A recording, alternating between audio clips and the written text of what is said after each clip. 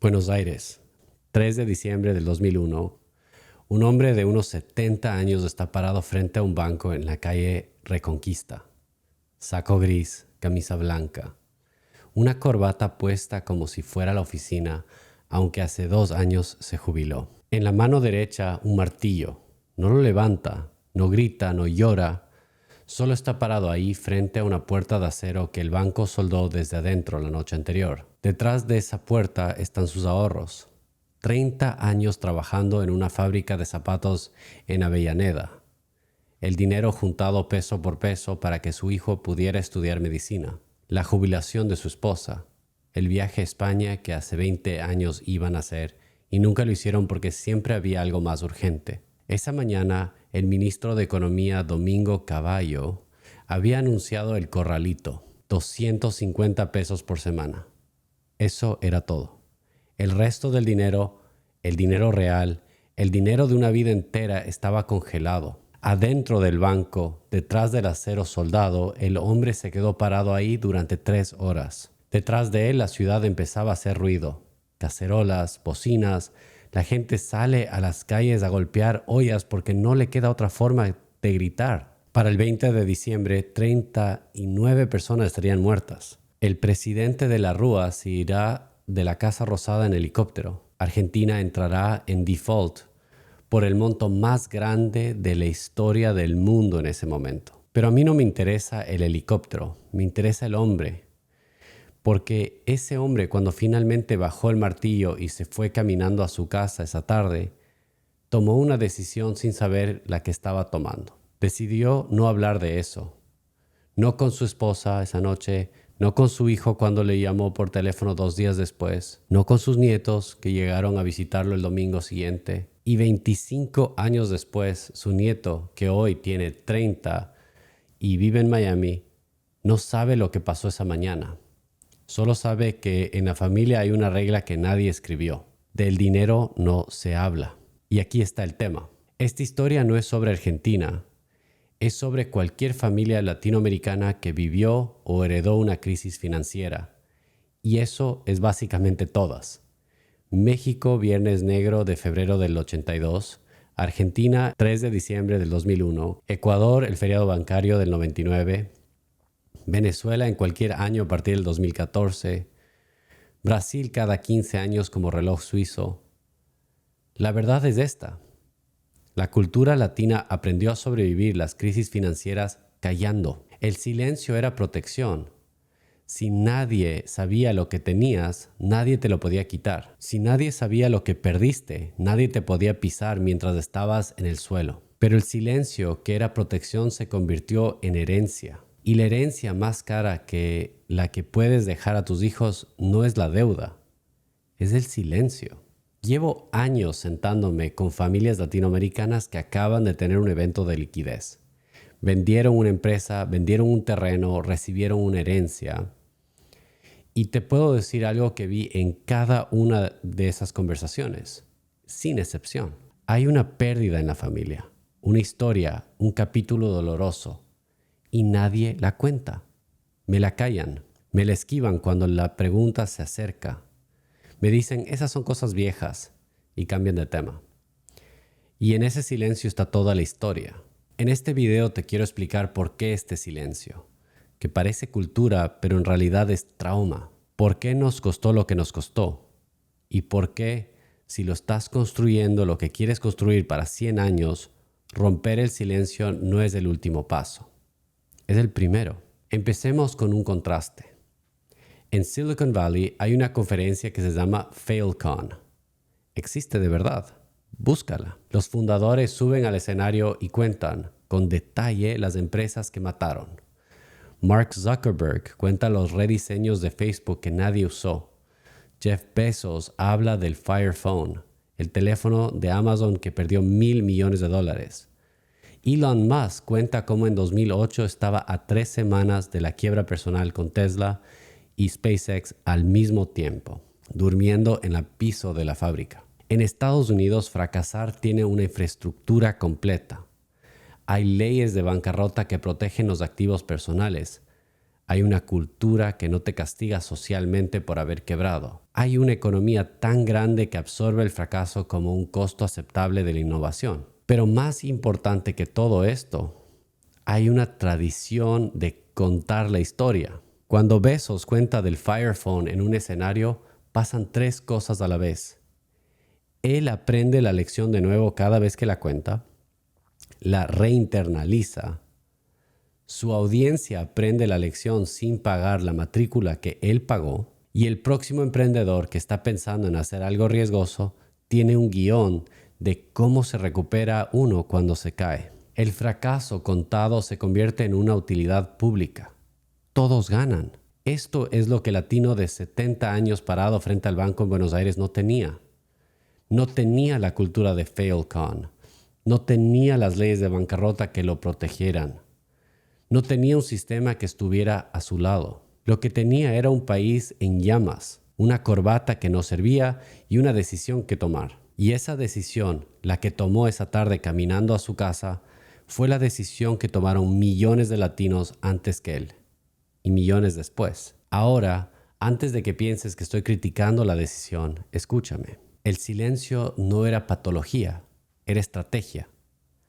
Piensa en un empresario en México en 1982. Acaba de devaluarse el peso en 70% de la noche a la mañana. Su negocio dependía de importaciones. El dinero que tenía en el banco vale menos de la mitad. Sus competidores, los que tenían dinero afuera, lo van a fagocitar en 6 meses. ¿Qué le dices a tu familia esa noche? ¿Les dices lo menos posible? Porque si el régimen nuevo se entera de que tienes ahorros afuera, te los va a buscar. Si tus proveedores se enteran que estás flojo, te cortan el crédito. Si tus empleados se enteran de que la empresa está en problemas, los buenos empiezan a renunciar. Si tus vecinos se enteran, los chismes empiezan. Y en una ciudad chica los chismes son armas. Si tus competidores se enteran, te van a comer mientras estás débil. Entonces no dices nada. El silencio no era miedo, era sobrevivencia. Hay un dicho que captura esto perfectamente. Los trapos sucios se lavan en casa. Ese dicho no es cultura, es manual operativo. Es lo que los abuelos transmitieron porque era lo que funcionaba en el ambiente que ellos vivieron. Y funcionó. Por eso muchas familias latinas sobrevivieron crisis que destruyeron a otras. Pero hay un problema. El silencio que protegía al abuelo en 1982 destruye al nieto del 2026, porque las condiciones cambiaron y la conducta no. Aquí está el mecanismo cruel. Cuando el patriarca no habla, sus hijos no crecen sin saber del dinero, crecen sintiendo algo del dinero. Sienten la tensión en la mesa cuando llegan las cuentas. Sienten los cuartos que se quedan en silencio cuando un pariente pregunta por el negocio. Sienten la cara de su mamá cuando su papá llega pálido del trabajo. Sienten a los parientes que de un día para otro dejaron de visitar después de la crisis. Sienten a un amigo de la familia que era parte de cada Navidad y de repente nadie menciona su nombre. Lo que se transmite no es la información, es como un residuo emocional. El miedo, la vergüenza, la vigilancia, la sensación de que el dinero es algo peligroso, que se esconde, que se vigila, que nunca se dice en voz alta. Eso es la herencia. No la estrategia, solo la herida. Y aquí viene la pregunta que te quiero que te hagas. ¿Cuándo fue la última vez que alguien en tu familia te contó, con detalle, cómo perdió dinero? No me refiero a un comentario rápido en una sobremesa. Me refiero a una conversación, con detalles, con el contexto, con qué estaba pasando con su vida ese año, qué decisión tomó, qué información tenía, qué información le faltaba, qué cambió su forma de pensar. Si la respuesta es nunca, no estás solo. Casi nadie tiene esta conversación. Y por eso casi nadie aprende. Te voy a hacer un mapa de cómo el silencio se cobra en peaje. Generación por generación. Generación 1, el patriarca, el que perdió, tenía una historia, tenía una lección concreta, específica, con detalles, pero la enterró. Enterró la pérdida y enterró la lección al mismo tiempo, las dos juntas en la misma tumba. La generación 2, los hijos, heredaron el miedo, no la estrategia. Entonces toman decisiones desde el miedo. Hay dos caminos típicos. Camino A: evitan todo riesgo. Parquean todo en terrenos, en efectivo, en el banco al 4%. Su patrimonio no se compone. Pierden toda la inflación todos los años y ni siquiera se dan cuenta porque no tienen comparación. El camino B es repetir el mismo error que hizo el papá, exactamente porque no tenían el modelo de cómo hacerlo distinto. La única referencia era el silencio, entonces repiten ciegos. Cualquiera de los dos caminos, el resultado es el mismo. No hay una capitalización compuesta. Generación 3, los nietos, los que estamos vivos hoy, tienen liquidez, tienen acceso, tienen educación, tienen internet, pero cuando se sientan a tomar una decisión financiera importante, hay algo que les susurra desde el fondo de su cabeza. Algo que dice: ten cuidado. El dinero es peligroso, el banco es lo más seguro, no le des demasiada información a nadie, no te metas en cosas que no entiendes, mejor quédate quieto. Ese susurro es generaciones de silencio. Y es la razón por la que, mientras los family offices del resto del mundo tienen 39% de su patrimonio en alternativos, los family offices latinoamericanos tienen 6%. Eso no es una anomalía, es una estadística. Eso es una herencia cultural medida en dólares, en interés compuesto que no está pasando, en patrimonios que en el 2046 van a ser más chicos de los que podrían ser, porque 3 generaciones de silencio no dejaron que la familia diera siguiente paso. Piensa en el silencio como una deuda con interés compuesto. Cada generación que recibe el silencio paga más por la pérdida que tuvo la generación anterior, porque cada generación tiene que volver a aprender desde cero lo que la anterior ya sabía pero no transmitió. Tu abuelo perdió dinero en una crisis, esa fue la pérdida real, en pesos, en dólares. Pero después de eso, tú vas a perder dinero cometiendo errores que él ya cometió y aprendió. Y tu hijo va a perder dinero cometiendo errores que tú ya cometiste y aprendiste. 3 generaciones pagando por una pérdida que en su momento fue de uno solo. Esa es la matemática del silencio. Quiero anticipar 2 objeciones porque las escucho todo el tiempo. Objeción 1. Pero callar es respeto, en mi familia no se hablan de las cosas en público. Bien, hay una diferencia entre respeto y silencio. Respeto es lo que haces en público. No le cuentas los problemas de tu negocio al cajero del supermercado. Perfecto, eso está bien. Silencio es lo que haces en la mesa, cuando tu hijo te pregunta cómo funciona un deal y le cambias de tema. Cuando tu hija te pregunta por qué vendiste el departamento y le dices cosas de grandes. Cuando tu nieto te pregunta qué pasó en el 99 y te haces como que no escuchaste. Lo primero es privacidad, lo segundo es robo. Le estás robando la lección de la próxima generación. La estás obligando a pagar por segunda vez una matrícula que tú ya pagaste. La segunda objeción que escucho es fácil para los americanos contar sus fracasos. Tienen redes de seguridad que nosotros nunca tuvimos. Y esto es 100%. Yo no te estoy pidiendo que hagas FailCon en el Hilton de Buenos Aires.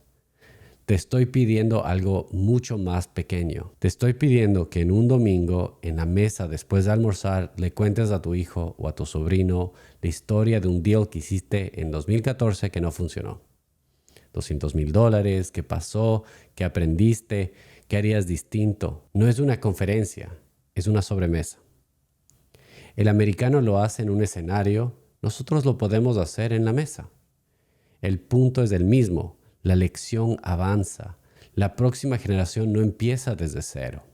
La salida de esto es chica. No es un manifiesto, no es una revolución cultural. Es una conversación al año con un familiar sobre una decisión financiera tuya que no salió como esperabas. Eso es todo. Una vez al año. Te sientas con tu hijo, te sientas con tu hija, te sientas con tu sobrino. Le dices, te quiero contar de un deal que hice en tal año, perdí tanto, esto fue lo que pasó, esto fue lo que aprendí, esto es lo que haría distinto hoy. Te vas a sentir incómodo. Esa incomodidad es exactamente la que cada generación anterior se negó a sentir. Por eso el silencio se compuso, porque nadie quiso pagar el precio de una conversación incómoda. Si tú puedes pagar ese precio, una sola vez al año, una sola conversación, tu patrimonio va a componer durante 3 generaciones más de la que iba a componer si no la tenías. Porque tu nieto, cuando se sienta a los 40 años con un evento de liquidez, no va a estar solo. Va a tener un guión, va a tener una referencia, va a tener una historia. Te va a tener a ti, aunque ya no estés, en una forma de una conversación que escuchó cuando era chico y se quedó grabada. Esa es la herencia que construye patrimonio de 100 años. Vamos a volver a Buenos Aires. 3 de diciembre del 2001, calle Reconquista, el hombre de saco gris, la corbata, el martillo, la puerta de acero soldada. 25 años después, su nieto está en Miami, tiene 32, acaba de vender una empresa tecnológica por $4 millones. Ese dinero hoy está en una cuenta de Bank of America generando 0,5%. Su banquero le ofrece un portafolio de fondos mutuos que le va a rendir 4% al año. Él no sabe qué es crédito privado, no sabe qué es un sponsor de bienes raíces, no sabe qué es private equity. No es porque es ignorante. Vendió una empresa. Es brillante. Es porque nadie en su familia en 3 generaciones le habló del dinero más allá de guárdalo en un banco, es lo más seguro. ¿Por qué no lo sabe? Porque su abuelo estaba parado frente a esa puerta de acero el 3 de diciembre del 2001 y nunca se lo contó. Y aquí está la pregunta que te quiero dejar. ¿Qué te contó la última persona en tu familia que perdió dinero sobre cómo lo perdió? Si la respuesta es nada, tú no eres el heredero de su patrimonio. Eres el heredero de su silencio. El latino que rompe el silencio es el que construye patrimonio de 100 años. Porque sus nietos no van a repetir el error, van a heredar la lección. Si esta forma de pensar te resuena, suscríbete al canal y activa la campana. No por mí, porque YouTube va a llenar ese espacio con ruido. Comenta la palabra rompo si esta semana te comprometes a tener una conversación con alguien de tu familia sobre una pérdida financiera que viviste. Una sola, una conversación, una vez. Empieza ahí. Cada semana mando una idea como esta, más profunda y más personal a las personas que están en mi lista de correo. Si quieres estar, el link está abajo. La gente que está ahí es la que después llega a las conversaciones que cambian patrimonios. Esto es educación, no es asesoría financiera. Hablo en principios, las decisiones específicas las tomas tú, con tu equipo, con la información de tu situación. Pero el principio es claro. El dinero perdido se vuelve a hacer. El silencio heredado, no. Decide cuál de las dos le quieres dejar a tus hijos.